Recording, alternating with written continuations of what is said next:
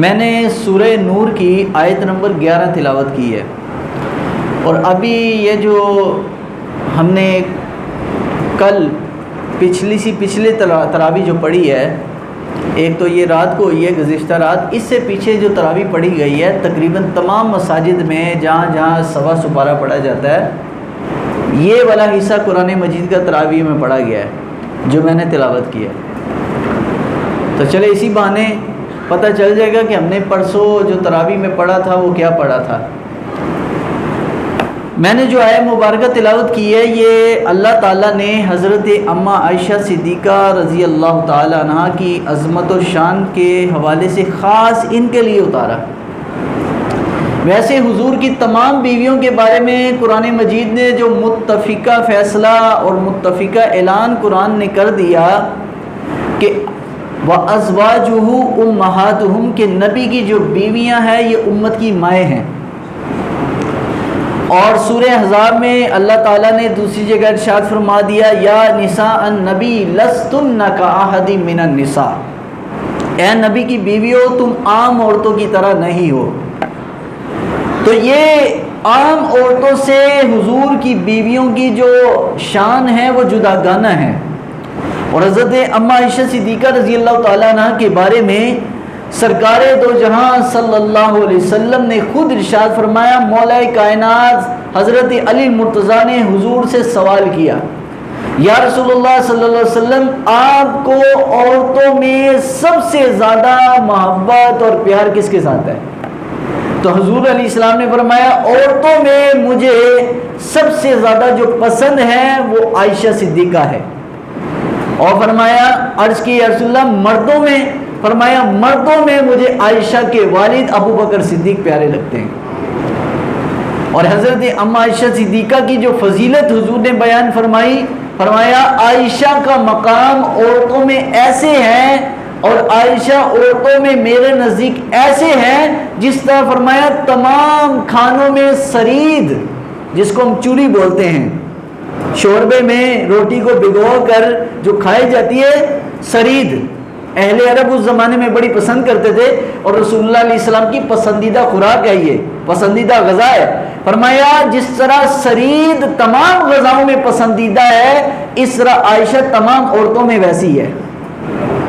اور اماں عائشہ صدیقہ رضی اللہ تعالیٰ عنہ آپ کی سیرت و کردار بڑا جداگانہ ہے کہ حضور علیہ السلام سے ان کو بھی سب سے زیادہ محبت تھی اور سرکار کو بھی سب سے زیادہ ان سے پیار تھا۔ نبی کریم علیہ السلام نے ارشاد فرمایا یا اللہ میں تمام بیویوں میں تمام برابر کا عدل رکھتا ہوں، انصاف رکھتا ہوں، کسی میں کمی کوتاہی نہیں کرتا، لیکن یا اللہ یہ عائشہ ایسی ہے کہ میرا دل کا قلب بھی جو لگا ہوا ہے اس کی طرف زیادہ ہے۔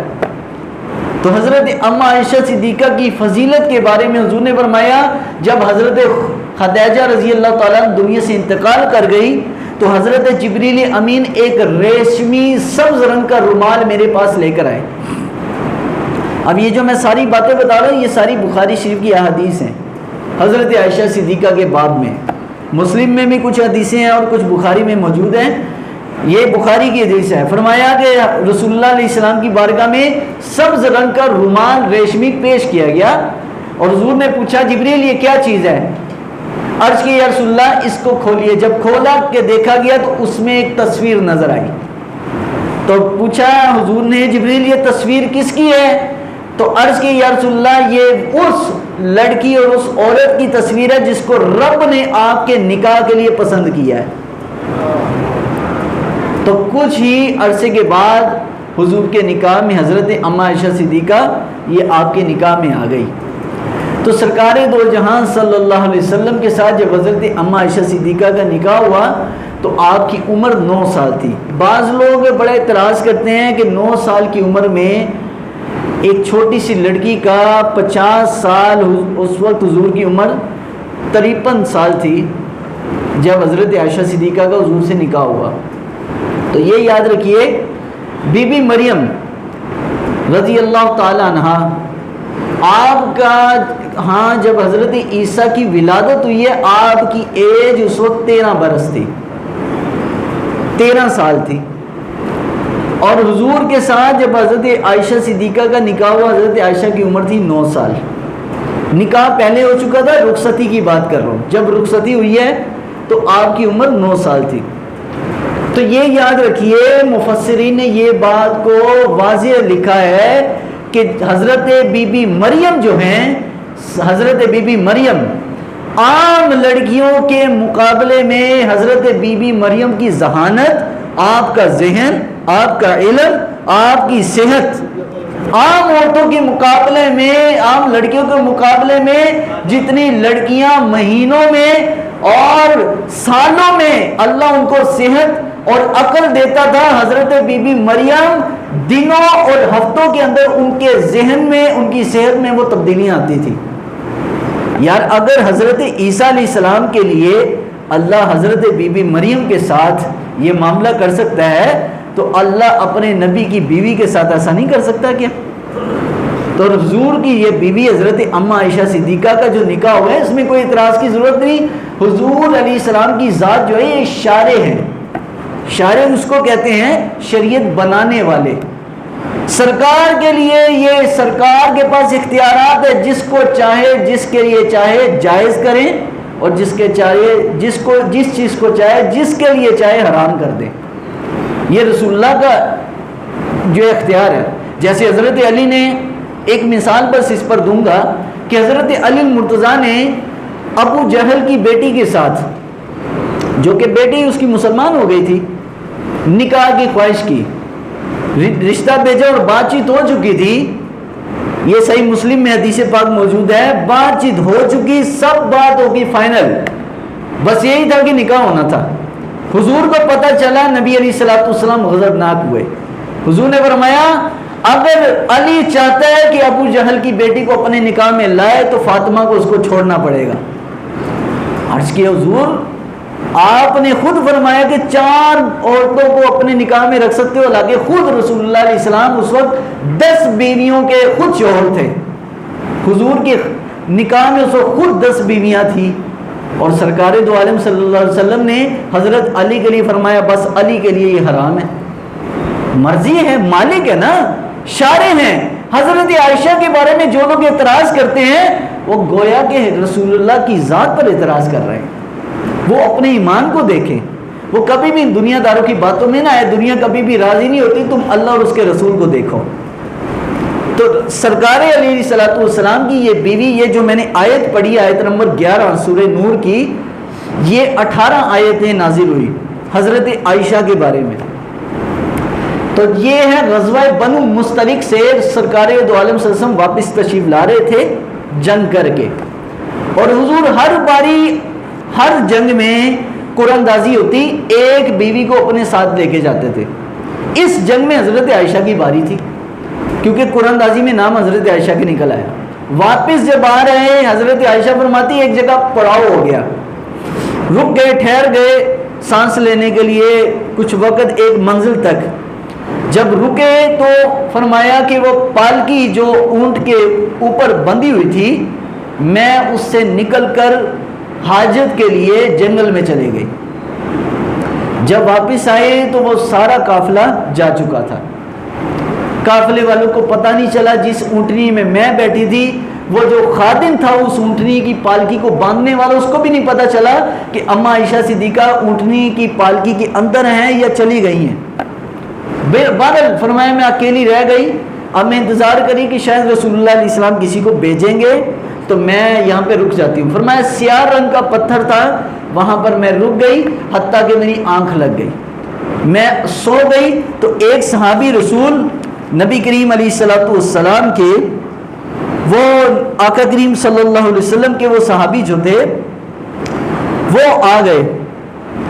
وہ جب آئے وہ پیچھے سے آ رہے تھے، کہیں قافلے میں وہ دور رہ گئے تھے۔ جب آئے تو انہوں نے فوراً مجھے دیکھتے ساتھ ہی پہچان گئے کہ یہ رسول اللہ کی بیوی ہیں۔ انہوں نے پڑھا لا حول ولا قوت الا باللہ العلی العظیم، کیونکہ حضور کا فرمان ہے کہ ایک مرد اور ایک عورت تنہائی میں ایک جگہ نہ رہیں، ممانت ہے۔ ایک مرد اور ایک عورت کا تنہائی میں رہنا غیر محرم ہو، چاہے اللہ نے کہہ دیے قرآن میں تمہاری مائیں ہیں، لیکن خونی مائیں نہیں ہیں، پھر بھی پردے کا حکم ہے۔ حضرت عائشہ فرماتی ہے چونکہ 3 سال پہلے ہی پردے کی آیت نازل ہو چکی تھی، میں نے اپنے چہرے پر نقاب اوڑھ لیا اور اپنا چہرہ پھیر لیا۔ وہ صحابی رسول نے، حضرت صفوان ان کا نام تھا، انہوں نے اپنی اونٹنی کو بٹھایا، میں ان کی پالکی کے اندر بیٹھی، اور وہ مجھے لشکر کے جہاں پر لشکر پہنچا تھا وہاں تک پہنچا دیا انہوں نے۔ جب وہاں پر پہنچے نا تو عبداللہ ابن ابی جو منافق تھا، انہوں نے کہا دیکھو دیکھو پیچھے کون آیا، تو بتایا گیا کہ رسول اللہ علیہ السلام کی بیوی ہیں اور ساتھ یہ صحابی رسول ہے۔ اس نے شور مچانا شروع کر دیا، نعوذ باللہ، انہوں نے کوئی برے ناجائز تعلقات کی بنا پر حضور کی زوجہ محترمہ حضرت عائشہ پر بہتان لگایا اور بہتان عظیم لگایا، پورے لشکر میں گھما دی کہ دیکھو حضور کی بیوی اکیلی صحابی رسول کے ساتھ پیچھے کیا کر رہی تھی۔ بہرحال جب مدینہ منورہ پہنچی، حضرت عائشہ پریشانی کے مارے بیمار ہو گئی، حتیٰ کہ اتنی بیمار ہوئی پورے مدینہ میں 12 دن تک اللہ کے رسول علیہ السلام نے حضرت عائشہ سے بات نہ کی، کیونکہ لوگوں نے اعتراضات اتنے شروع کر دیے کہ حضور کی بیوی یہ صحابی کے ساتھ اس کے اونٹنی، اس کے جانور کے اوپر، سواری کے اوپر کیا کر رہی تھی۔ حالانکہ حضرت عائشہ تو سواری کے اوپر اکیلے تھی، لیکن وہ نکیر پکڑ کر لے کے آ رہے تھے سواری کو۔ تو بہرحال حضرت عائشہ بہت بیمار ہوگی، عرض کی یا رسول اللہ مجھے نا آپ میرے والد کے گھر چھوڑ آئیں۔ حضور نے فرمایا نہیں، اب میں پہلے سب سے مشورہ کروں گا کہ تمہارے بارے لوگ کیا کہتے ہیں۔ نبی علیہ الصلوۃ والسلام فرمایا میں تب تک خاموش رہوں گا جب تک میرا رب حکم نہ دے دے۔ اچھا آج وہ لوگ کئی اعتراض اس پہ کرتے ہیں، دیکھو جی اگر نبی کو علم غیب ہوتا تو حضرت عائشہ کے بارے میں تو نبی پاک کہہ دیتے کہ عائشہ کا کوئی قصور نہیں، عائشہ تو بے گناہ ہے۔ تو میں نے کہا یار اگر نبی علیہ السلام خود اس کی گواہی دیتے نا، سرکار کی زبان سے ہوتا، تو نبی کی زبان سے نکلا ہوا جملہ کیا کہلاتا ہے بھائی؟ قرآن کہلاتا ہے۔ کیا کہلاتا ہے؟ حدیث۔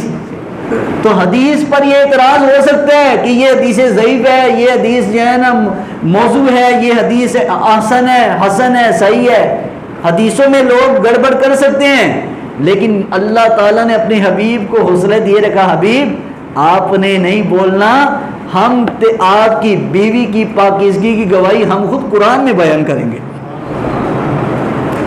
58 آیتیں حضرت عائشہ کے بارے میں قرآن نے اتاری۔ اللہ نے فرمایا ان الذین جاءوا بالافک عصبۃ منکم، اللہ نے فرمایا بے شک جنہوں نے حضرت عائشہ پر بہتان لگایا، اور ایک بہت بڑا طبقہ تھا 300 لوگوں کا، 300 منافقین، نبی پاک کے پیچھے نمازیں بھی پڑھتے، سرکار کے ساتھ جہاد میں بھی جاتے، نعرے بھی مارتے، لیکن اندر منافقت، داڑھی بھی تھی، پگڑیاں بھی تھی، لیکن اندر گند بھرا ہوا تھا۔ فی قلوبہم مرض، دلوں میں مرض تھا۔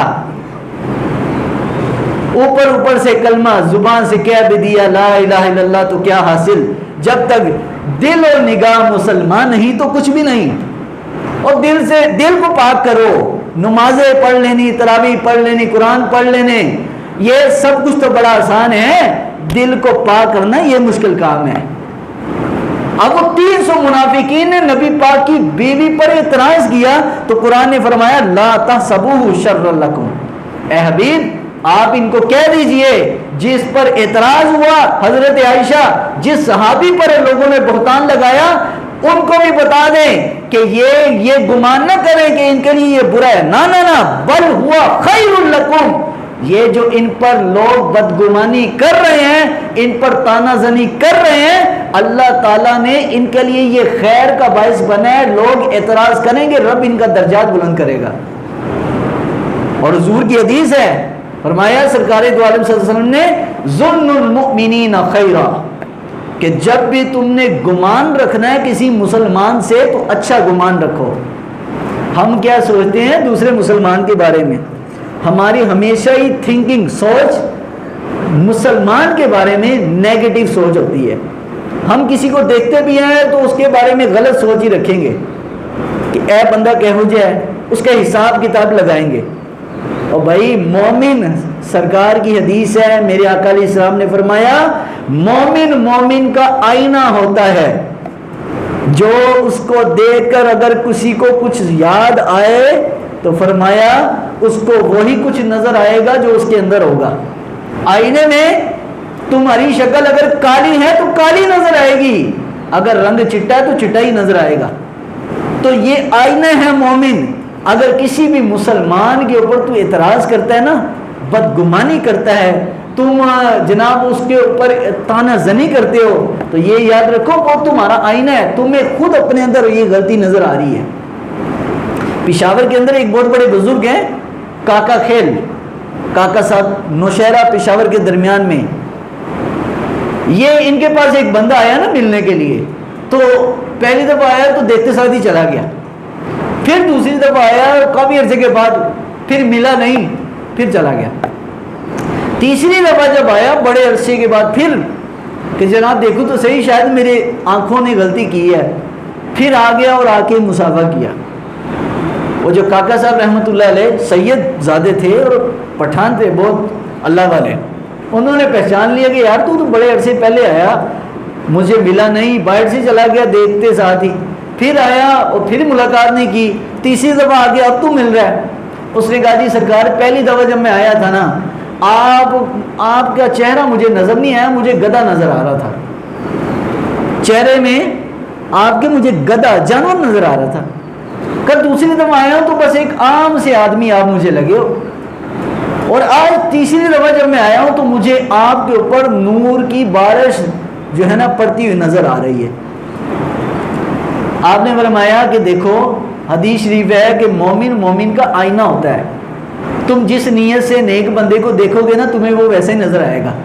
تو جب پہلی دفعہ آیا تھا تیرا باطن اتنا گندا تھا کہ تو مجھے جانوروں سے بھی بدتر سمجھتا، تو تجھے میں جانور ہی نظر آیا ہوں۔ دوسری دفعہ تو نے مجھے ایک عام آدمی سمجھا تو میں نے تجھے عام آدمی نظر آیا ہوں۔ آج تو مجھے اس نیت سے گھر سے جب چلا تھا کہ یار میں کسی رب اللہ کے ولی کو ملنے جا رہا ہوں، تو رب نے تجھے دکھا دیا میرے اوپر نور کی بارش پڑتے ہوئے۔ فرمایا آج تو نے تو ابھی دیکھی، مجھ پر تو یہ 24 گھنٹے ہوتی رہتی ہے۔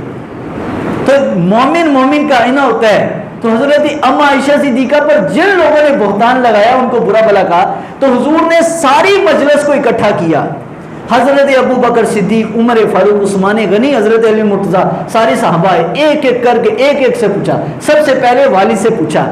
سب سے اوکھا کام ہوتا ہے اولاد کے بارے میں ماں باپ کا اولاد کے برخلاف اپنے جوائی کے حق میں بیان دینا۔ چاہے حضور خاتم النبیین، حضور اللہ کے رسول ہیں، لیکن صدیق اکبر رضی اللہ تعالیٰ عنہ سسر بھی لگتے ہیں نا سرکار دو عالم صلی اللہ علیہ وسلم کے رشتے میں۔ تو حضور علیہ الصلوۃ والسلام تو داماد ہے نا۔ تو حضرت ابو بکر صدیق نے یہ نہیں کہا یا رسول اللہ یہ ہماری بیٹی کا کوئی قصور نہیں ہے۔ صدیق اکبر نے عرض کیا یا رسول اللہ اگر میری بیٹی کا قصور ہے، آپ سمجھتے ہیں، آپ ان کو چھوڑ دیں، آپ کے لیے اللہ نے اور بڑی عورتیں رکھی ہیں۔ بہت بڑا جگرا چاہیے ہوتا ہے یہ بات کہنے کے لیے۔ پھر حضرت عمر سے پوچھا، حضرت عمر نے بڑا جواب دیا، عرض کیا یا رسول اللہ جس رب نے آپ کے جسم پر کبھی گندی مکھی نہیں بیٹھنے دی، وہ رب کیسے چاہے گا کہ آپ کے نکاح میں کوئی گندی عورت آ جائے۔ پھر حضرت عثمان سے پوچھا، حضرت عثمان غنی نے عرض کیا یا رسول اللہ ایسا ہو ہی نہیں سکتا کہ رب العالمین آپ کے لیے کسی غلط عورت کا انتخاب کر دے۔ حضرت علی مرتضیٰ نے سے پوچھا، حضرت علی نے فرمایا یا رسول اللہ آپ اگر چاہتے ہیں کہ حضرت عائشہ کو چھوڑنا چاہتے ہیں چھوڑ دیں، اللہ آپ کو اس سے بہتر دے دے گا بیوی۔ اچھا، حضرت رسول اللہ علیہ السلام نے سارے صحابہ سے مشورہ لے کے نا آخر میں حضرت عائشہ کی جو خادمہ تھی حضرت بریرہ، یہ آخری بات کہہ کے میں ختم کر رہا ہوں کیونکہ میرے 20 منٹ پورے ہو گئے۔ حضرت بریرہ بلایا، حضرت بریرہ کو، حضرت بریرہ کو بلایا نا، یہ وہ حضرت بریرہ جنہوں نے حضرت اما عائشہ صدیقہ رضی اللہ تعالی عنہ کے ساتھ رسول اللہ کے وصال کے بعد بھی بہت عرصہ گزارا، گھر میں رہتی تھی، خادمہ تھی۔ بلایا نا تو حضور نے پوچھا بھائی بریرہ بتا، عائشہ کو کبھی تم نے ایسی سوچ یا ایسی بات یا ایسے نظریے والا دیکھا کہ وہ جیسے بازاری عورتیں ہوتی ہیں؟ عرض کہ یا رسول اللہ میں نے کبھی بھی عائشہ کو ایسی سوچ والا کبھی نہیں پایا، بلکہ ہمیشہ نرم خو۔ میں نے تو عائشہ کو ایسی عورت پایا کہ وہ اگر گھر میں آٹا گوندتی ہے تو آٹا گوندنے کے بعد آٹے کو سنبھالنا بھی بھول جاتی ہے، سو جاتی ہے، یہاں تک کہ باہر سے بکریاں آ کر وہ گوندا ہوا آٹا کھا جاتی ہیں۔ اگر عائشہ ایسی سوچ کی حامل ہوتی جو ان پر الزامات لگائے جا رہے ہیں تو عائشہ ایسی نہ ہوتی، بلکہ وہ بہت چلاک اور ہوشیار ہوتی، کیونکہ بازاری عورتیں جو ہوتی ہیں اور فحاش جو عورتیں ہوتی ہیں وہ ذہنی طور پر بڑی تیز اور مکار ہوتی ہیں۔ میں نے عائشہ کو جو پایا، عائشہ تو بہت سیدھی سادی ہے، بہت سیدھی سادی ہے۔ تو سرکار دو عالم صلی اللہ علیہ وسلم کی زندگی میں جب حضرت عائشہ کے پاس کوئی تحفہ تحائف آتا تھا، مغرب کا سورج غروب نہیں ہونے دیتی تھی، اس سے پہلے پہلے تقسیم کر دیتی تھی۔ ایک دفعہ اتنا مال آیا، اتنے درم و دینار آئے حضرت عائشہ سے، حضرت بریرہ نے کہا کہ کچھ ہے بچا ہوا ہے؟ حضرت عائشہ نے فرمایا کچھ نہیں بچا ہوا۔ حضرت بریرہ نے فرمایا کہ کچھ بچا لیتی۔ حضرت عائشہ نے فرمایا دیکھو مجھے کچھ پتہ ہی نہیں، کچھ یاد ہی نہیں رہا، تم اگر مجھے بتاتی تو میں بچا لیتی، مجھے تو یہی یاد تھا کہ ہماری جگہ کسی غریب کی مدد ہو جائے۔ حضرت عائشہ اتنی سیدھی سادی، جس کو کہتے ہیں سیدھی سادی خاتون، ایسی طبیعت کی حامل تھی۔ تو حضرت اما عائشہ صدیقہ دور حاضر میں جو خواتین ہیں ان کے لیے ایک مشعل راہ ہیں کہ سرکار دو عالم صلی اللہ علیہ وسلم کے وصال کے بعد بھی 48 سال زندہ رہی ہیں، 48 سال۔ جنت البقیع میں ان کی قبر ہے۔ تو جب وصال ہوا اور وصیت کی کہ مجھے جنت البقیع میں دفنایا جائے، پہلے حضرت عمر والی جو قبر ہے یہ قبر حضرت عائشہ نے اپنے لیے رکھی، لیکن جب حضرت عمر کو وہاں پر شہادت ہونے کے بعد دفنا دیا گیا، اما عائشہ فرماتی ہیں میں ایسے حضرت عمر کی قبر سے پردہ کرتی جیسے زندوں سے پردہ کرتی تھی، قبر سے بھی ایسے پردہ۔ تو حضرت عائشہ صدیقہ 58 ہجری کو دنیا سے انتقال کی۔ حضرت ابو ہریرہ نے آپ کا جنازہ پڑھایا، 17 رمضان المبارک کو آپ دنیا سے انتقال کیا، اور 2216 احادیث آپ نے 2210 احادیث امت تک یہ آپ نے پہنچائی۔ یہ دوسری سب سے زیادہ احادیث ہیں جو حضرت ابو ہریرہ کے بعد جو آپ نے امت تک پہنچائی۔ اللہ تعالی ہم سب کو دین کا ذوق و شوق عطا فرمائے۔ وآخر دعوانا الحمدللہ۔ اللهم صل على سيدنا ومولانا محمد وبارك وسلم ربنا تقبل منا انك انت السميع العليم وتب علينا انك انت التواب الرحيم۔ اے میرے مالک و مولا، اپنے پیارے محبوب علیہ السلام کے صدقے سے ہم سب کی حاضری اپنی بارگاہ میں قبول و منظور فرما، ہم سب کے تمام صغیرہ کبیرہ ظاہری باطنی گناہ کو معاف فرما، ہم سب کو ایمان والی زندگی عطا فرما، ایمان والی موت عطا فرما، دین دنیا دونوں جہانوں کی سلامتی نصیب فرما۔ صلی اللہ تعالی علیہ وسلم۔